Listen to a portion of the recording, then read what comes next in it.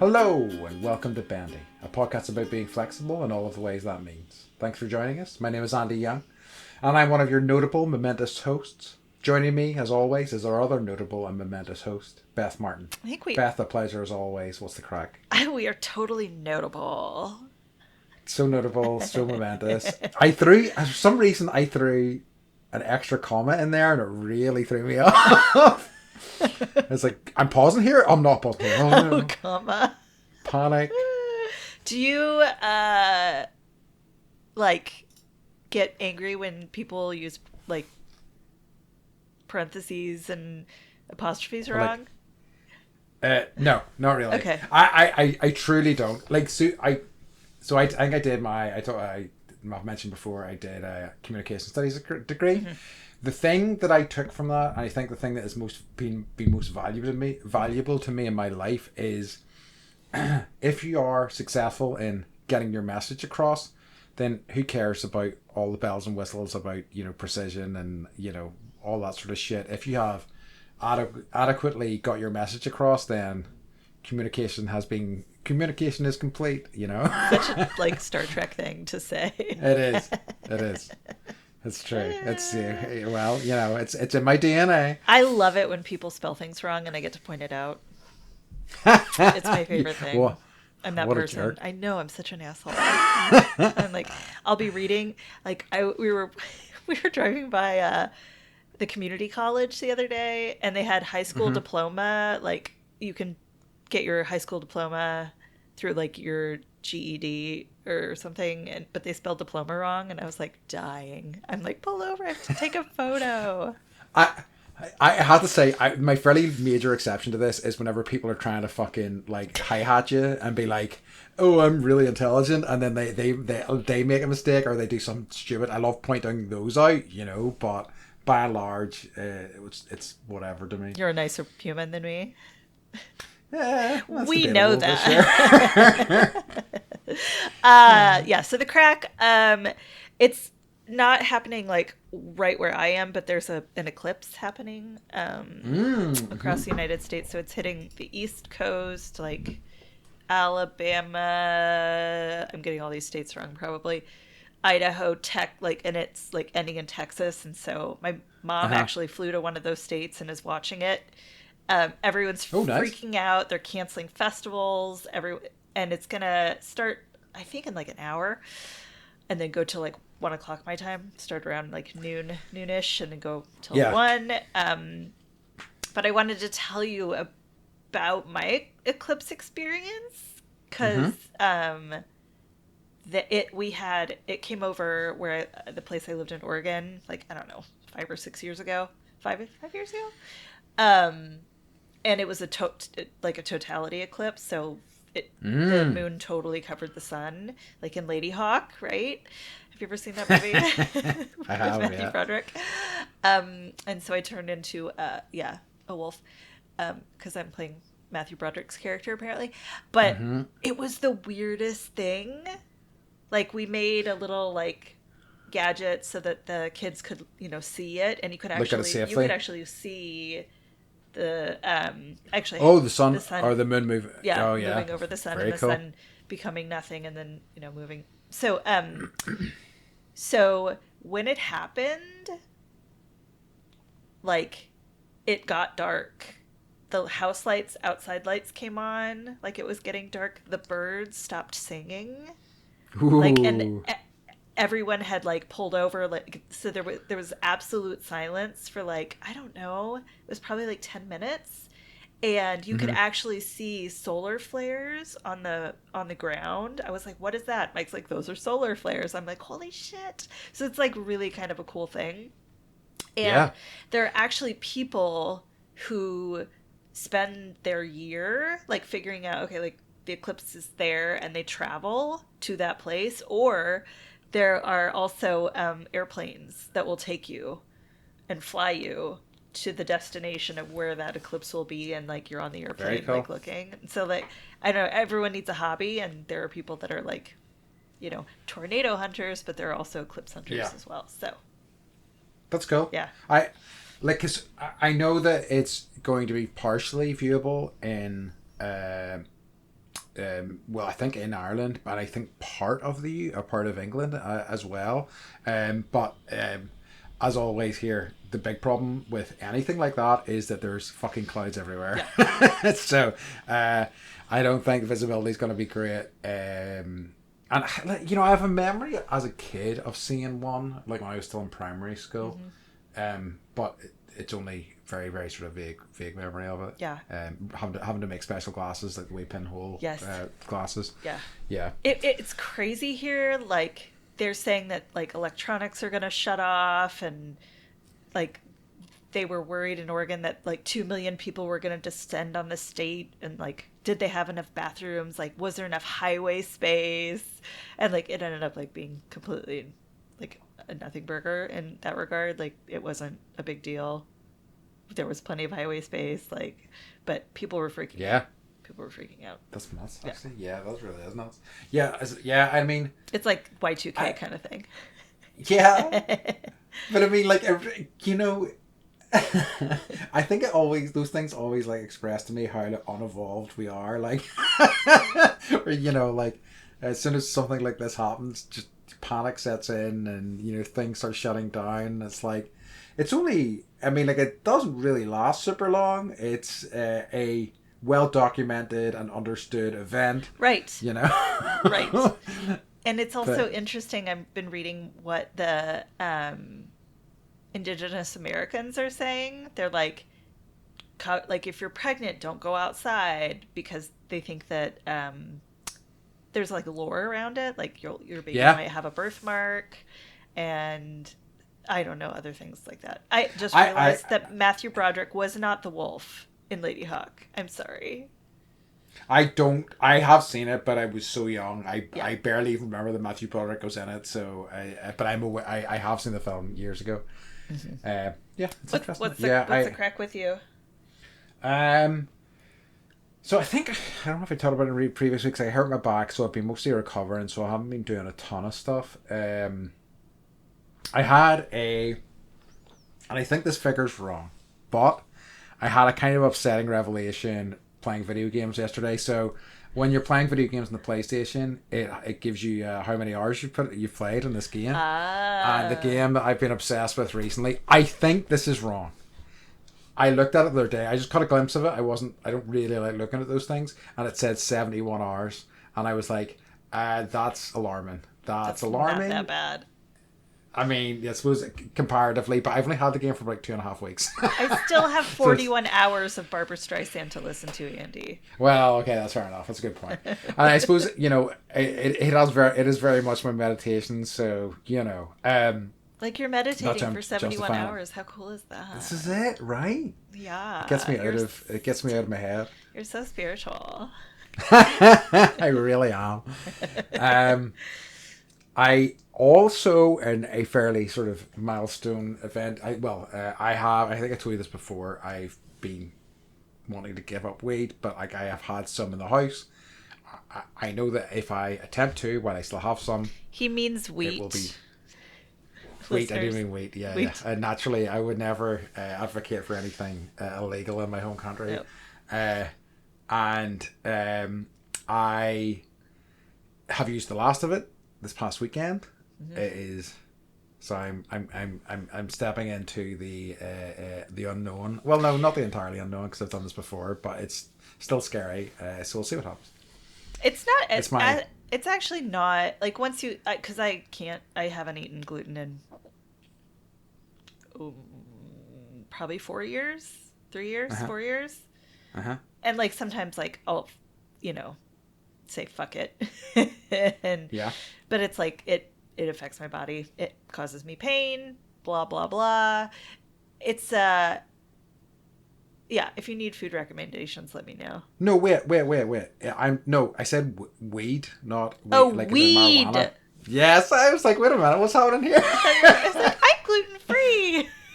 Okay. I was like, hold on. Okay, back up. Sorry, what? Yeah. So you have none in the house, or you have some in the house? I have none in the house. I've used the last bit of it. Yeah. How many days has it been? No, like, literally last time was last night. Oh, okay. So I haven't even had a single day of it. Okay. Yeah, we're right on the cusp of of the unknown.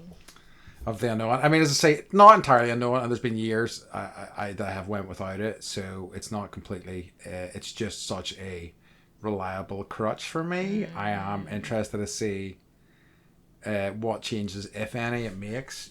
So yeah, brave new frontier. Brave, he says. Do you think so? A new frontier. Do you think it's like do you think depression comes from weed? I mean, like, I know that I have always pushed back on that as a cause for sure, but I think that it's worth trying, and also because like I'm increasingly like something's got to give. I need something to change. I'm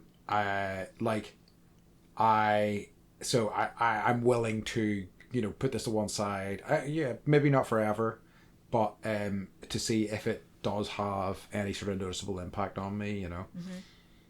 A friend of ours who's a raging stoner, you know who I'm talking about? Quit. Quit. Oh, really? Yeah, I know. Wow. I know. I'm very like. She was Good for like, I them. haven't had any, and I was like, what? So, Wow. Okay. yep, Very good. yeah. Interesting. Shit, I must pick her brains. You might Okay. want to. Right. Their brains. His or her brains. His or her brains. It might be Their worth brains. it. Yeah. So. Okay. Yep. Okay. It's. Awesome. I'll just say it's possible. Oh yeah. I think I'm capable of it. I just know that I have relied upon it for so long. But like at the same time, it is such a. I think I might have talked about this in particular on the pod before. Like, it's kind of a roll of the dice with me these days with it. Whereas some days it will just completely allow me to focus up and zone in on whatever I'm doing in a really kind of wonderful way that allows me to like not think about other stuff. But it can go completely the opposite way where it's like, hey, you know that thing that you thought you'd resolved in your brain? Why don't we think about this again and maybe pick it apart and go, maybe you haven't resolved it, and it can just kind of go, bad. I hate easily. I hate the paranoia. I hate it. I mean, like, I'm paranoid anyway, but like I don't think it's helping, so yeah, so we'll see how it goes. Okay. But it's just an interesting sort of crux point that we've hit as we're recording this, as so we shall see. Okay. Speaking of change, right? What's occurring? Oh wait, hold on a minute. Do you have any occurring? I do actually. I have to talk. Okay. I need to talk about weed. Yeah. Okay. Perfect. So I spent $70 on THC water. Hell yeah! Oh yes. Okay. And it hell came, and Mike was in Chicago, and I was like, "This is a good time to like see how it goes." And so I had like 3 of them, I was trying to be like, I'm going to do this instead of like having wine or whatever. Uh-huh. So I ended up having like 3 cans in rapid succession, and then just being like, now it's a good idea to start drinking. And then eating all the things. Sure. So I tried again the next day, and I got super paranoid. This is like, no, it's like really? 1 milligram per can.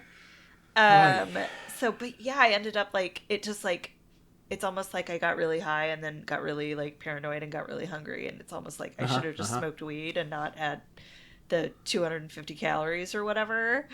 Yeah. From like continually drinking. So now I have, but then like there was a Harper had a play date, and like they came over at like noon, and I was like, it's too early to offer a mom a glass of wine. So I was like, I'm just going to drink this nice grapefruit drink that she doesn't know has weed in it. And it was it was nice. It allowed me to just kind of like, and she had a lot to talk about. So I was just like in like passive listening mode. Oh, that's a dream. I do love somebody who'll just like talk at me, and I'm like, oh, Yep, perfect. Yep. So I would recommend it for, I guess, children's play dates. Sure. Okay. But not like, I don't know, when you're like cooking dinner and it's like, No. yeah. Whenever you have. I just stood in the kitchen for like hours and just like ate all the things I shouldn't have eaten, basically. Oh, see, you mean like, that's the upside to weed. How good food tastes and everything, Yes. No, that's cool. So yeah, so I don't know about canned water. But they also have like you know how you can get like coffee in little like instant coffee in little like one serving containers. They have I was looking at their website the other day. They actually have like you can take it to a restaurant and open it and then pour it in your beverage, like at a restaurant, and like Interesting. discreet. Yeah. So I was like, well, that's a good idea. Yeah, that's quite nice. I like that. Yeah. And that's $20 for 12. So. Okay. And I think like it's why I really kind of wish it was legalized here because I find edibly it's definitely the preferable option for me. So have you ever eaten dry weed? No. I have. Seriously? Really? Yeah. No. Oh fuck yeah. I have a friend who I would told like me like chew the stems just to taste the flavor. Oh really? Yeah. No, I don't think I even like the flavor that much. Like I just want the effect. It's fine, but I'm not crazy about it. But my friend had even talked to me about because the device I have, I can't remember what it does to it, but it doesn't extract all of the content from it. And he like with the leftovers, he like puts it with Nutella on toast and has it like that. And I'm just like, yeah, I don't know about that. For like me, I've smoked resin, dude. Poor college student, and I'm like, this still has something in it, I'm sure. Ugh. That was all we could get as a kid. Really? Was the resin blocks. It was nasty. So yeah, gross. really nasty. So gross. Yeah, big time. But anyway, yeah. Do we have any more occurrent stuff, or are we just going to talk about weed for just 30 weed. minutes? That's all I have for what's occurring. Okay, I don't have anything for this Okay. week. So time for a change then, Beth. I hate change, Andy. Don't we all? And why do we hate change? Okay, so we're talking about life experiences that changed us. Mm-hmm. So I wanted to know how you define like a life-changing experience. So I would say that it's something that stays with me for a start, something that I still think about now, because this was a really easy one in terms of us. We talked about this and I started putting stuff down. It was really easy to come to because it's just like those things are still so resonant to me now today, and I still feel their impact, so I think I don't think they're always necessarily good, but like but like they have shaped me, so I think that's probably how I would define it. Mm-hmm. What about you? I kind of define it as as a crossroads. Mm-hmm. Where you can go this way or you can go this way, and how you respond to whatever this experience is. You can go this way or you can go this way. So I guess like there has to be, it's basically like a catalyst that shapes your life for the good or for good or bad. I like that. Yeah. That's good. Yeah. Did you make a list? I did. Mm-hmm. Okay, can I ask you if the majority are negative or positive? Positive for the most part, I would say. Just having a quick look at them here now. Yeah. What about you? Same. I was surprised to be like, oh, most like I really like a couple of things that are negative that we can get into.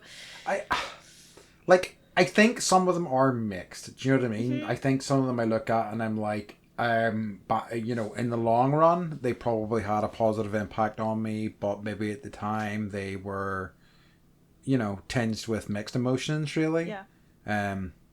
But I think those are the experiences that probably shape you more, in that way. Mm-hmm. So do you want to talk about some of the good life experiences that you've had that changed you, and then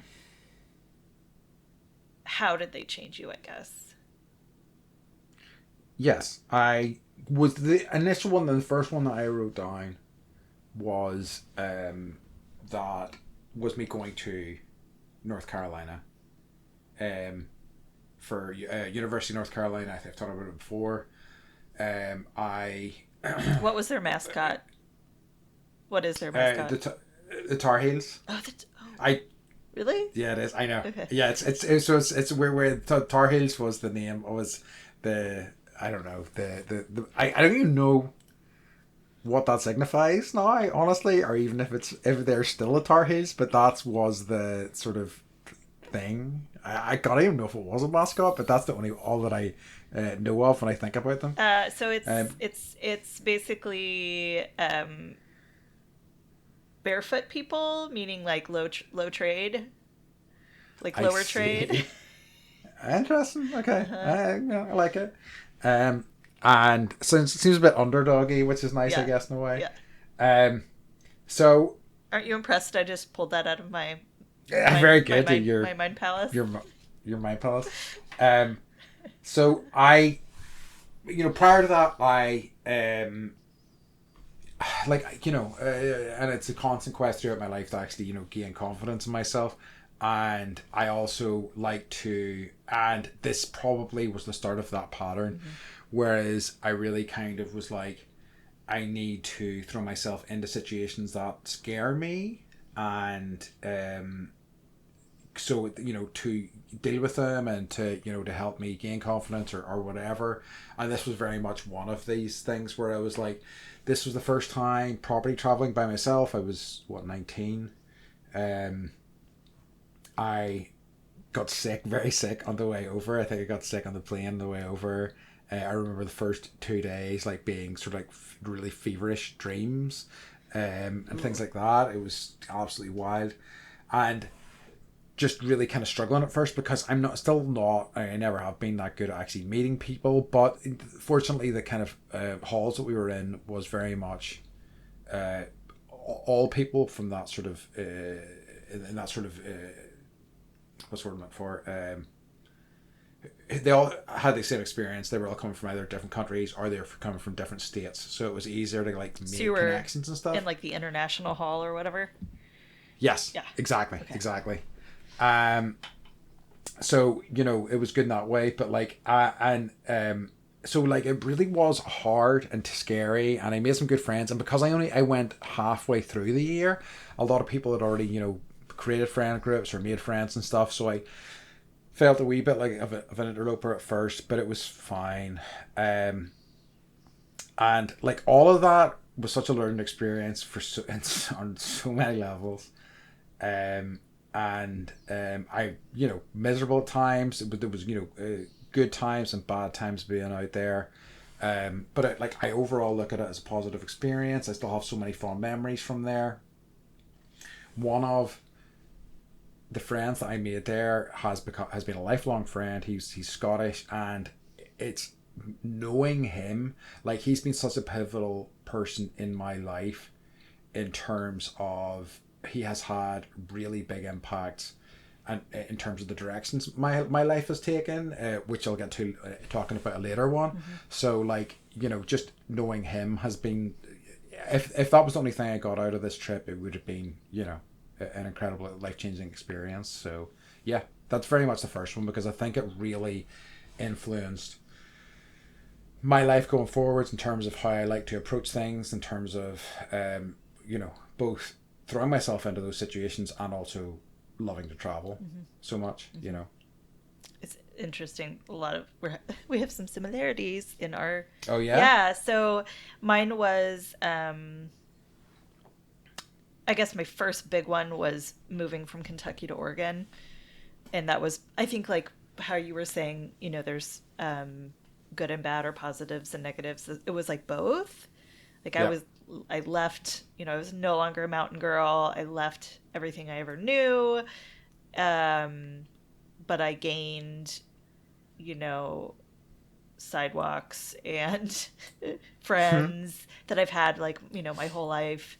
Um, but it was definitely, I was in third grade, so I was probably 9, Mm-hmm. and um, it was it was a good thing, like new place, and that I think that's where I really started to understand, you can go to another environment and adapt, and I didn't Yeah. really know that. you know, at the time. Yeah. So, like at 9 years old, like that was a big lesson to learn. I suppose some people go through life and never really have to learn that in a lot of ways. Yeah, Yeah. yeah, yeah. I know people that in where I grew up in Oregon that have like never been to Mount Hood, which is an hour away, and it's like Yeah. because they're live there their Yeah. whole I lives. Yep. And I know many people like that here as well. Do you know what I mean? Yeah. You really don't. Like, even a trip to Belfast is like okay, and that's 20 minutes drive away from here, you know. Going to the big city. Yeah, got the big smoke. Um, and then I wrote down college also, and it was Mm-hmm. meeting my best friend, and you know, learning from her, you know, how to love myself, Mm. that I was cool, and really like I didn't know what having a best friend really felt like, Mm. and then also how to make my own fun because that's all we did. It was just like if we're having fun, that's all that matters. It doesn't matter if anyone Yeah. else is or isn't. Like as long as we're like enjoying this experience, you know, fuck everybody else kind No, of I thing. love it. Yeah. So Yeah. It's a good attitude to have, I think, about these things. I don't know, but we Well, laughed a lot and we still do. yeah, So exactly. I mean, like, you know, there's something powerful about that, I think. No, that's nice. I think, and it's funny because, you know, I mean, university was definitely. I made a group of friends there that I'm still close with, and you know, one friend in particular who I studied with, and you know, he's another one who is, you know, foundational in terms of my life and has been, you know, a good friend for so long now, you know. And it was another good thing in terms of like, you know, not that, so you know, I've talked about this a bit before about the, you know, name a place in the world and you will find, you know, divisions based on some sort of lines for whatever reason. Here, Catholic, Protestant, and the town I come from is so steeped in, you know, it's so Protestant. I have to say my parents weren't really like that at all, but like they didn't really care about those things that much. But like it was kind of good being exposed to like people from all sorts of different backgrounds and kind of going, oh yeah, they're just, you know, people. people are people. Some of them suck, some of them are good, you know. It's they're no different to, you know, any of the rest of us really. And that was a really good, it was a good experience for me in that way. It really was. Mm-hmm. It's good. What else you got? So the next one is that I noted down. It directly sort of fed off my sort of North Carolina trip, which was me going to Korea for the first time. Well, yeah, for the first time. I have been there more than once, and so you know, come out of university. I'd done my traveling.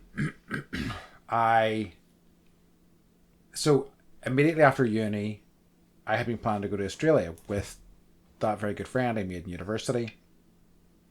And I met somebody about half a year earlier, and I still had the plan, and I had still intended to go. And the girl I was with was like, she didn't want me to go because, you know, she was like, we're starting a new relationship. You know, she was like, I don't know if I want you to go for like 6 months to a year, etc., which I understand.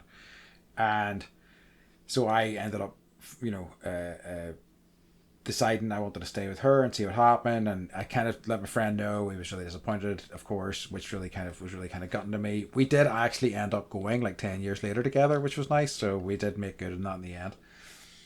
But anyway, I'd say in that relationship, we were together for, I think we were together for 7 years. Serial monogamist.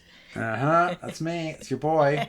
And but I was like so antsy, like, you know, I did this because it's like, oh well, this is what I'm supposed to do, right? I'm supposed to meet somebody and we're supposed to then, you know, talk about marriage and life together and having kids and whatnot. And like, I remember thinking about that a lot as a kid, but then as time went on, I don't know, its appeal kind of faded for me. And I had friends who were like traveling and doing things, and I remember clearly my friend who I met in North Carolina sending emails about his experience in North Korea, or not North Korea, in South Korea, and I was like, I'm so jealous. I've always wanted to do something like this. I probably will never get a chance now. I'm kind of gutted about that. Then, about a year later, I kind of knew that the relationship was coming to an end. I had known for a while, and kind of one thing led to another. We split, and 2 months later, I was in Korea because like essentially my friend had sent her an email saying I'm leaving my job. If any of you will be interested in taking it, let me know. And I was like, well, timing's perfect.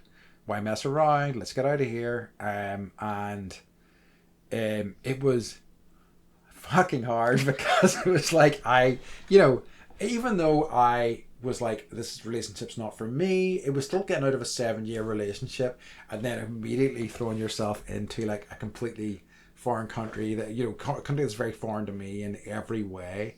So it was a real baptism of fire, and I struggled with it, I've got to say, at first a lot. How come? But I just, I think in that moment when I was kind of going through that breakup, I kind of probably could have done with a bit more comfort from people who knew me, and I didn't have any of that, So I was dealing with that. I was also dealing with like homesickness.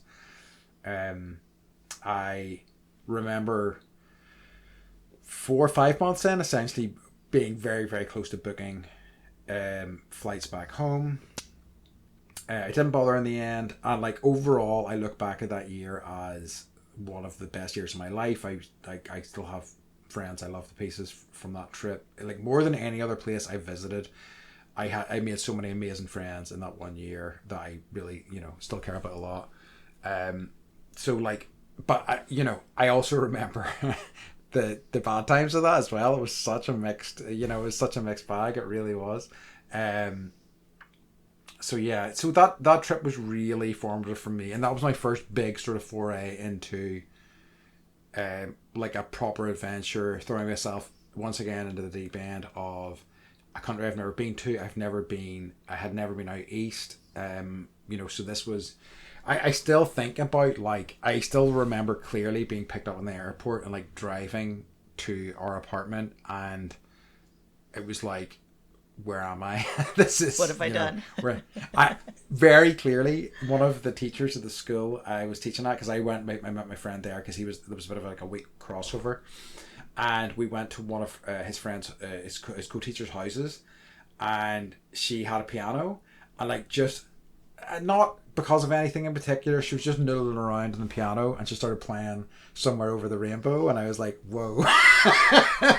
This is kind of very spooky and very appropriate. So yeah, so that was very formative, and another big one with me, and again another major swerve in my life because of that friend that I met in North Carolina. That's amazing. I love it. Yeah, it's a good one. What about you? What you got next? I need to talk about 2007. Okay, hit me. So, have you ever heard of Saturn's return? I don't think so. Okay, so it's like an astrology term. Okay. So I'm going to read the definition. Okay. So it's when the planet Saturn finds its way back to the same place it was when you were born. So it takes between 27 and 30 years for Saturn to travel through the zodiac. And that means that everyone goes through a Saturn return in their 20s and their 50s and their 80s. And because Saturn is the planet of like responsibilities, and like time and wisdom, a Saturn return is basically like your astrological coming of age. So like big thing, you'll have like really big shifts in your life because of this planet, basically. And so like it says like it's a push that you need to enter true adulthood. It demands you take full and complete accountability for your choices. And like major transformation happens. So in 2007 I had my I know, like I'm totally sure I had my Saturn's return. And people in their 50s, like the term like midlife crisis, that's probably due to the Saturn's return. So 2007, I got divorced. I re-met Mike I went to Burning Man for the first time, and my father died. That's a wild one. All within March, April, May, June, July, August, September, like 8 months. So, it was in fucking sane. I've like super happy to get out of a marriage that was like really toxic and awful. A month later, Mike got kicked out of Tahiti and he was deported because he overstayed his visa, and so he had to come back to the States for 2 weeks. And his mom was like, "You should call Beth Martin. She's single right now." And so we went out, and it was amazing, and I like totally fell in love. And then I had made the decision because my sister had gone the year before that I was going to go to Burning Man, and I got a scholarship ticket, and I was like, the signs say I need to go. And then in December, no, it was like the day after Thanksgiving, and Andy's heard me tell this story, but for listeners who maybe have gone through something similar, I found out that my dad was dying of cancer. And he had cancer for 3.5 years and kept it a secret. And a week later, he passed away. So I had new love, new life, excitement. Like, my life was exploding into, like, something absolutely amazing. You know, like, going to Burning Man for the first time was just, like, I just felt all the possibility of the world. And then, like, the worst possible thing that could ever happen to me actually happened. I might cry a little bit. Yeah, understandable. So it was a lot all at once. Yeah. And so now I'm shifting into a life-changing experience that was really difficult, and that was losing my dad. And, like, what, you know, absolute whiplash as well, like you're saying. I mean, like, I don't know how any human is supposed to deal with that, honestly. You know, it's really crazy. Yeah. And, like, I didn't know, like, real grief before that. Like, I didn't have any concept of it. And, like, and then all of a sudden, like, you're watching your father get wheeled out of the house on a gurney and, like, scream. I was, like, his last, like, moments with me, I was screaming. And I feel so bad about that. And then it was, like, I remember, like, I had all these, like, physical responses. I stopped eating. I couldn't eat. I couldn't, like, process food. I couldn't digest food. My pupils, like, dilated for a month. They were huge. Jeez. Like, I looked like Mike was like, "You look like you're on acid." And I'm like, "I know, but, like, I'm not taking it." It's like... Yeah, I wish. Yeah. It's just, like, my body, I went into shock. It was the weirdest thing. And so, you know, for listeners and basically for everyone, like, I hope, I never want anyone to have to go through that feeling. But it's just kind of like something that you know that everyone's going to have to go through at some point. You know, we all lose someone that is, like, so close and, like, so personal, and we all deal with it differently. And, like, I dealt with it by ignoring it for 5 years, and I like went back to work and just, like, worked and, like, didn't deal with the grief. And I wish that I had the tools to, like, deal with that shit, but I didn't at the time. And it, you know, that took me down, you know, once I did start dealing with it, that took me down a spiritual path, gave me a lot of new tools. You know, there's definitely, like, out of grief and out of loss, like, things do grow. And you know, it's hard to see that and know that at the time, like, you're going through it, that something, you know, positive will come from it. And also, like, I think when other people go through a similar experience, like, I'm there. I understand. I can hold them and hold space and, like, really just, like, it's like people say that it's like joining a club you never wanted to actually join, you know? But, like, there are good people there, kind of thing. So that's a lot. And I think it speaks to you as well, because, like, I think a lot of people go through life having been affected by something like this and never really deal with it or ever really kind of like think about it in any sort of major way. They just kind of try to plow through it. Like they keep doing what you said you were doing, that 5 years of just like sticking their head down and working away. And I just think that that's so much more damaging, not only to them but like people in their lives as well. Yeah. And I started having like physical stuff happening, and it's because I was like carrying this thing that I wasn't. It's like, it's like I was like hauling this giant rock around and pretending it wasn't there instead of being like, get a pickaxe and like, bash that thing just apart. Chipping away at this thing. So no, that's and I mean, like, I count myself very lucky, touching wood. I have exceptionally lucky that I've had no major traumas in terms of like I've had grandparents die and things like that. I had, but I've never, had anybody that I've been super close with that has been. I was close to the grandparents before anybody asks me. I love them, but like, a friend but like with grandparents, you kind of see their decline a lot of the time, and it's expected. Like, when it happens like at a natural point. Yes, it's like it's easier to deal with things. It's true. And like I've read something that says like when you after 40, if your parent passes, it's a lot easier to deal with than before 40. And I was like, I would think I was 27. Yeah. So it was too soon, and it was like 100%. Yeah. And obviously traumatic, because then I had all the like why didn't you tell me what like I didn't know this whole time, and like so and also like I'm in love with this man, and he's trying to like Mike held me for a year after my dad died. Yeah.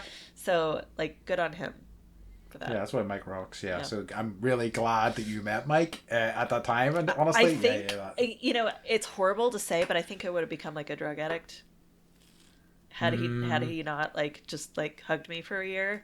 I think I would have gone down like a really unhealthy bad road. Or like been overly promiscuous, or like it would have come out in weird ways. And instead, like Mike was like, "No, we're gonna build an art car. No, we're gonna travel. You're gonna learn to scuba dive." Like so he kept me busy. Mike rocks. I know. That's So I'm curious, like, was South Korea, like, was that your Saturn's return, do you think? Were you in your 20s? Probably. But like I think I've said to you before, I feel like I'm having like cascading Saturn's returns throughout my life. I just feel like it's one long string of Saturn's returns, honestly. That is fair. I mean, maybe it'll come to an end at some point, but who knows, really, because it's like, and I think I've expressed this in the pod before, I think I've expressed it to you, certainly, but like, it is kind of been the pattern of my life that I have something resembling normalcy for like 6-7 years, and then I just go off on a tangent and just do something else completely different, and whether that's based around a relationship or travel or just a change in terms of what I'm doing to make money, or I'm doing to make my I hate for work, but you know what I mean, things that like so certainly in recent years it has been leaving IT, which from a point of view of stability is seen as where maybe not so much now, but 4 or 5 years ago was seen as a stable thing, with a future. It was well paid. This is post or pre AI, so the game has changed now. So like I don't think that I am. I mean, like I really don't know what like I have not lived a conventional life in any stretch of the imagination. I think that has been both good and bad for me, honestly. I don't think it's been any better than living a conventional life, and like there's part of me would like to have something more conventional, but it's just not really kind of been on the cards, unfortunately. So who knows? I can honestly see, like, I am already, getting itchy feet in terms of being here. Like, I mean, the thing that keeps me here is Sasha more than anything. Yeah. And I love her, but also, like, I'm responsible for her, and I take that seriously, and I'm not going to go anywhere while she's still in the picture. But I really don't know what the next few years of my life kind of are going to have in store for me in that regard. And there may be another sort of big Saturn's return any day now. I like that. I like that you know your pattern, right?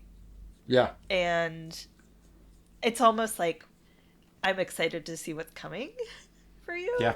In that regard, yeah. right? Like, it could be, and we've talked about, like, off pod, like, some ideas of what you might do, but yeah, it's true. The obvious one is you're moving to Southern California. So. Well, this is true. And we have talked about that. Who knows? It may happen.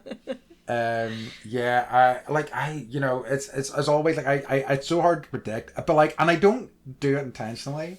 Like, I really kind of quite like catching up with people I haven't seen in a long time. They're like, "What have you been doing?" And I'm like, "Oh man, I don't even know where to start answering that question."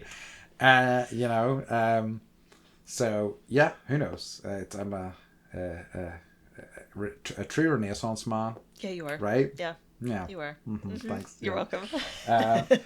So that was actually just because it has because I was talking about her. I think like getting Sasha was such a big thing for me. It's an interesting one because like it's probably me being in my own head and paranoid and stuff like that.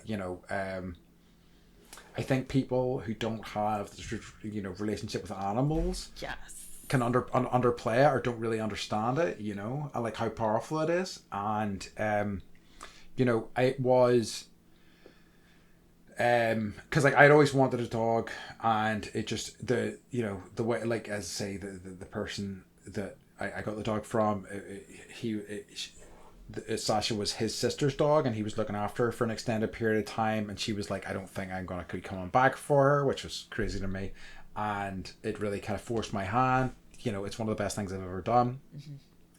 There's something about having like some a presence there that doesn't ask you. You know what I love about dogs? Not a single dog is ever going to ask me if I'm okay, and I am truly grateful for that, or if I'm all right, or any of those things. They're just going to hang out, and they can read things in a way that like other people can't. I think they're in touch with emotional components of things, and whether that's just because they view the world through scent and things like that rather than actual eyesight, or interpret the world through scent, I guess. But it's interesting, and like it has been it will always be one of the like pivotal relationships in my life, and I think some people are going to think that's quite sad, but I completely disagree. I absolutely think it's like one of the most beautiful things ever. It is like, and like I like, because and even like I was having a conversation with somebody about their dog the other day, and they had an old elderly dog whose health was really bad and died last year. I met him a few times, but not loads, and I'm walking their other young dog now. We were just talking about her, and I was talking about starting to see the signs of aging in Sasha, and like I was just getting upset, like immediately upset, and she could see it, she could see it immediately. So and it's funny because I got her around the same sort of time as I started getting into a new relationship, and one of those has lasted the test of time, in terms of like my dog relationship. It's interesting because I have another memory that is tied to that relationship that I'm going to get into later, but although I remember close to the end of that relationship, somebody asking me, who do you love more, your ex or Sasha, and like without a second's hesitation, Sasha. And it's true, I do. So that's another, and it is pivotal, you know, it really is. As I say, it's been very key in the recent years of my life. Mm-hmm. Yeah, I mean, Halloween is obviously like my favorite time of year, not because trick-or-treating, but I'm like, what are Andy and Sasha going to wear this year? Hell yeah. I'm gonna have to say having kids. Yeah. Absolutely. Definitely changes your life, obviously. Yep. But I think I was lacking purpose. Instead of like having hobbies like normal people, I was like just literally threw myself into my job, and that was my baby, and it's really unhealthy. I agree. I ended up Mike and I were having a conversation like, should we have kids? Yes. And then he was like, I think like you should, because I was working 80 hours a week as an event planner for college. It was like a big job. Mm-hmm. And he was like, I think you should probably like, I don't think you can do both. Yeah. And I was like, no, I don't think I can either. And he was like, well, why don't you like quit your job? You have her. And just not go back to work. And I was like, he said the words I wanted to hear so bad. Like, yeah. So I get to like hang out with my baby. And that's awesome.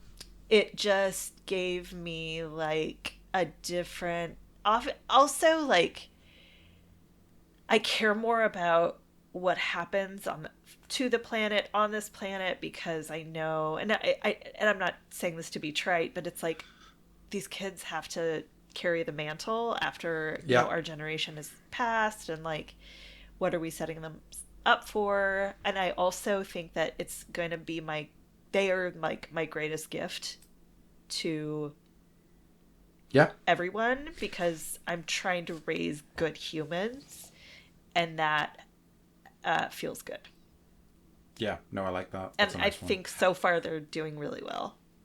I think that's such a healthy way to think about kids, you know, in your relationship with kids. Because, like, I see, not probably in a lot of people I know, but, like, I see people who have kids, you know, as a way to extend their legacy or some shit like that, like some sort of ego trip. And I hate it. It's such an, I certainly in terms of my experience and what I've seen, it's not a great environment to raise a kid in. Do you know what I mean? You're just setting them up for failure. Yeah, truly. It's awful. So, I like to hear that. That's nice. Yeah.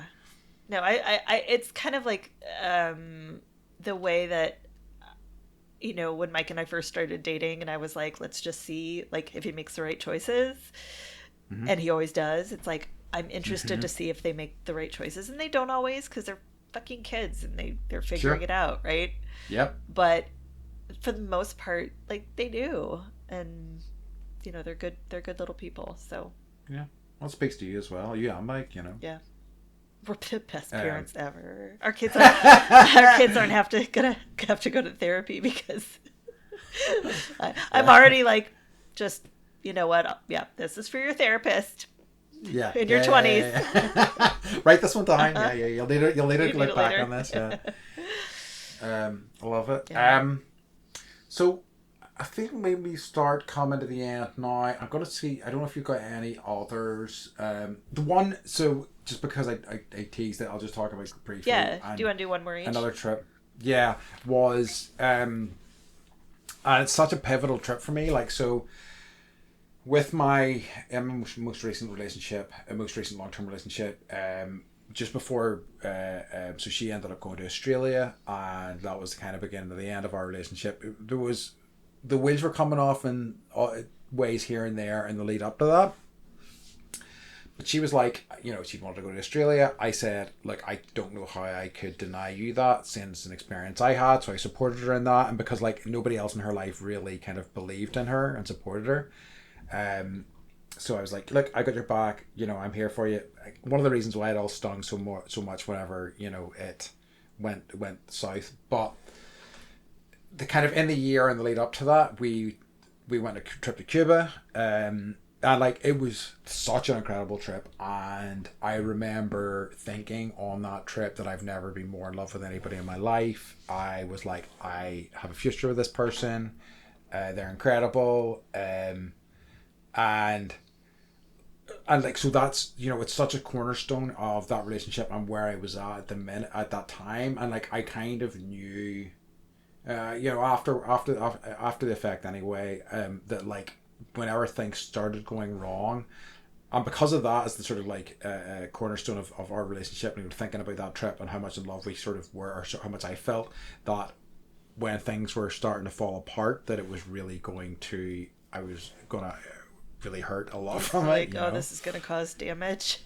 Yeah, this one's gonna really be really bad, and it was really bad, and it still is kind of not great. I mean, like it's mostly in history now, but it's still something that has resonated with me, throughout those years, and I think that trip was such a kind of a big part of it. And like when I think about that trip, I still think of it as one of my most favorite trips ever. I really do. Mm-hmm. It's hard, because I see how it's impacted you. Yeah. But I also see, like, because I've known you, going on 5 years now. Yep. So I also see the growth that you've made, and I hope you give yourself credit for like how far you've come. And I can see on your face you're like, no, I don't. Not really. No. depends on the day. I'd say more often not than yes, but you are. It is what it is. It's just you are. Thank you. Yeah, I appreciate it. Yeah. So do you have I do. I mean, obviously, like long COVID, which I don't think I've really talked about a lot. I've like given hints of like I have it. But so basically, I'm gonna try and make it short. But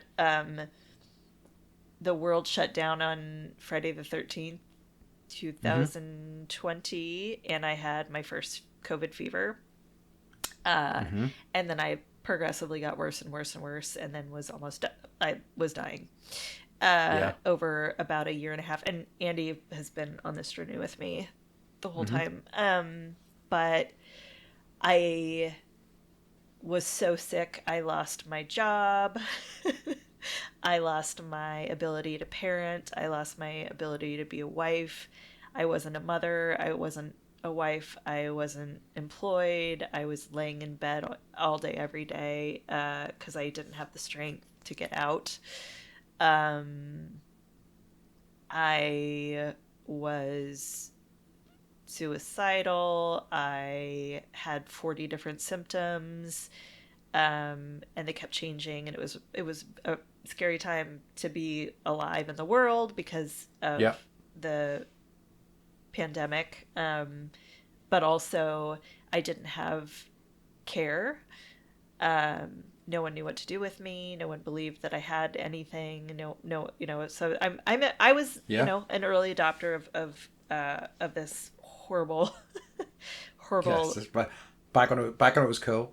Right. An OG. Yeah, you're an OG. So I ended up, I tried a whole bunch of different treatments, and, we were just scrambling and scrambling and scrambling. Yeah. And I was 104 pounds. I had no memory. I had no brain. I had people say brain fog. It was more than that. And people are like, oh, you lose your memory with age. And I'm like, I wrote the wrong. I hate that shit.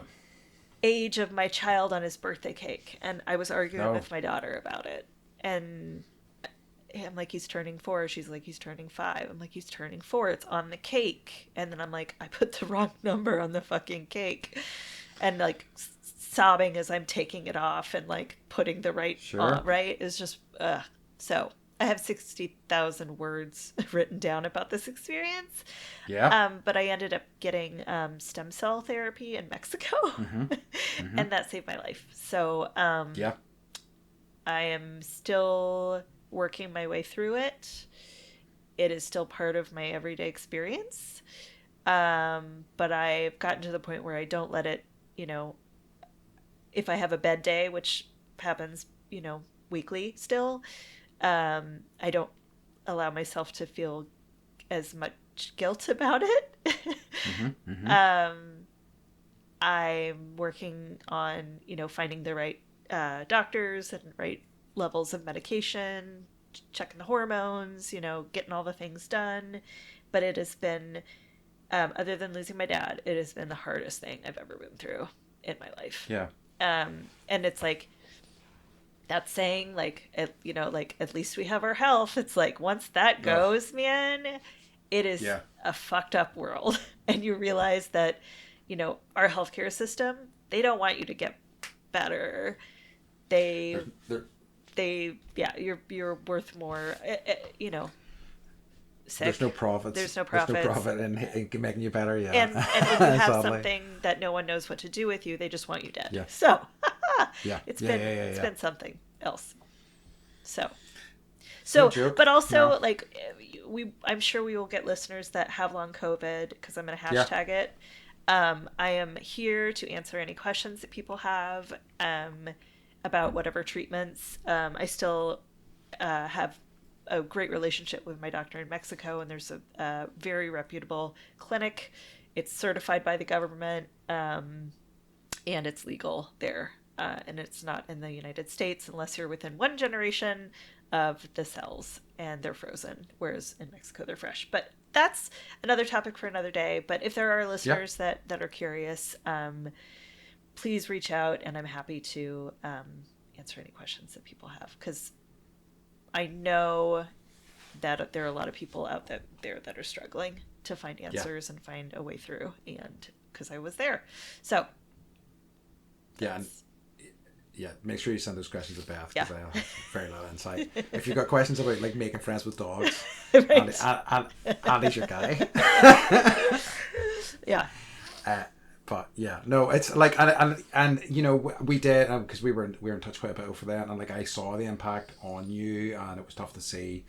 And it's great. It's been great kind of seeing where you're at now compared to where you were at then as well, and it's been really lovely to see the improvements in that way. And also, like, but it's like what a scary thing to be on the ground floor of a new sort of illness as well, that nobody has any idea of how to deal with it. It's really grim. Yeah. And I'm it's like, this happens more than, there are mystery illnesses everywhere all the time. People get, a virus, and all of a sudden, they have an autoimmune issue. And like, it's like, this happens.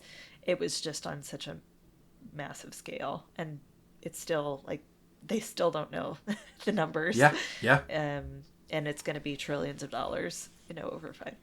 I've done all the math, so wild. Yeah. Wild. Yeah. So I'm just grateful that you were there with me through the process, and like, so was I. That we're still friends, and I appreciate all the support, and like all the times that I was like sobbing over this, and Andy heard it all. I mean, like, that was a two-way street. I was sobbing at you as well. The sob twins. So, yeah. I think exactly. I think the one last thing to say, and I'm just going to mention it briefly, and then we can move on to our joy. But was probably the other kind of key moment, sort of life-changing moment. Do you have yoga teacher training? Do yoga teacher training, right? I mean, like, yeah, it's of course it is, because like, it was seared into my brain, and will always, and it's very formative for me. Yes. So that's another big one. Highly recommend going somewhere for 2 weeks and immersing yourself in yoga. Yes, absolutely. It'll be an experience unlike any other, for sure. Yeah, do it. But I also think like our group of people, our group of friends, like, are the best ones. We're good. It was a good bunch. Yeah, truly. It was.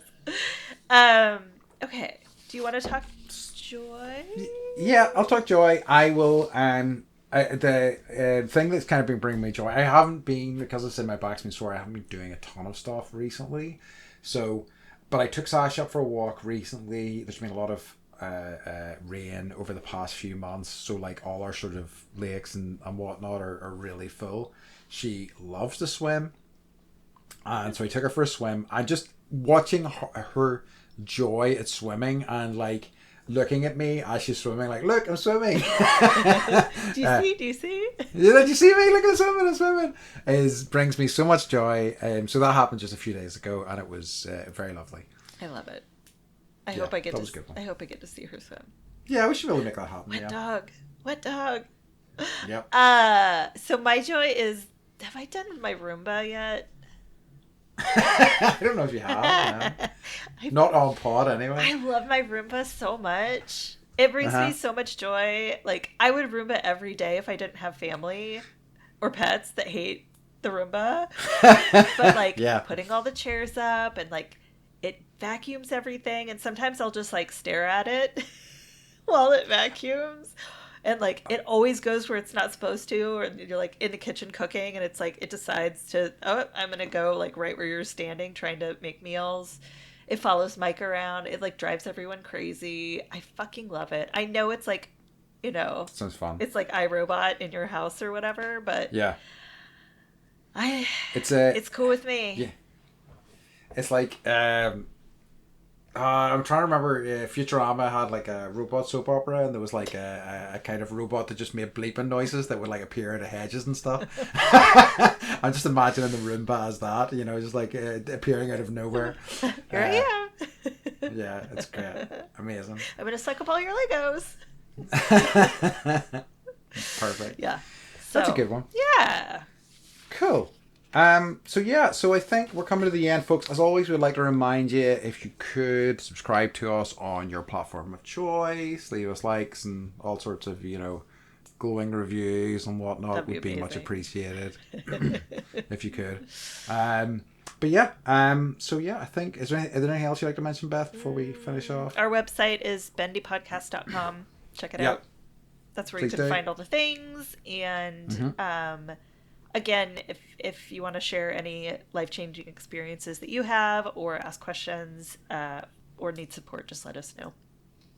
Yep, absolutely. Okay. So in that case, as always, we'd like to remind you to Bendy.